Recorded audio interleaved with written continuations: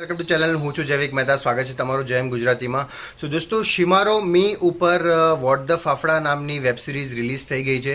Actually જોવાનું એ છે કે ઓલમોસ્ટ 11થી 12 એપિસોડ્સ છે એ આ વેબ સિરીઝના, અને જે વેબ સિરીઝની લેન્થ છે એ 20થી 25 મિનિટની આસપાસનો એક એપિસોડ છે. પહેલો એપિસોડ તો ફ્રીમાં જ છે. બાકી તમે શિમારો મીના અગર તમે સભ્ય છો, એટલે કે તમે સબસ્ક્રિપ્શન લીધી છે, તો તમે બાકીના એપિસોડ્સ પર જોઈ શકશો એમાં. તો ચાલો વાત કરીએ વેબ સિરીઝની.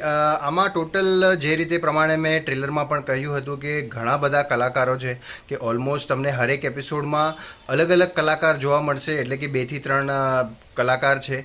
હવે 6 એપિસોડ પહેલાં રિલીઝ કર્યા હતા, બાકીના પછી કર્યા છે.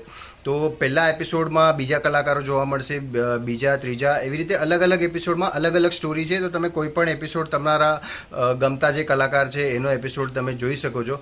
મને સ્પેશિયલી વધારે જે ગમી એ છે 7th એપિસોડ, જે પ્રતિક ગાંધી, ભૂમિના ગાંધી અને સંજય ગોરડિયા સર છે. સંજય ગોરડિયાના આપણે બધા બહુ ફેન છીએ. એમની કોમેડી ટાઈમિંગ અદ્ભુત છે.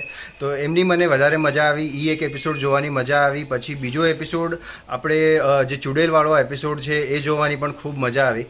તો 2-3 એપિસોડ છે જે તમને બહુ ઇન્ટરેસ્ટિંગ લાગશે. હવે તમે એક હારે જોશો તો તમને સ્ટાર્ટિંગના એપિસોડ થોડાસા બોરિંગ લાગે, કે આમાં બહુ એટલું કોમિક ટાઈમિંગ છે નહીં, કેમ કે ઘણા બધા સોશિયલ મીડિયા સ્ટાર છે એ તમે જોયા હશે.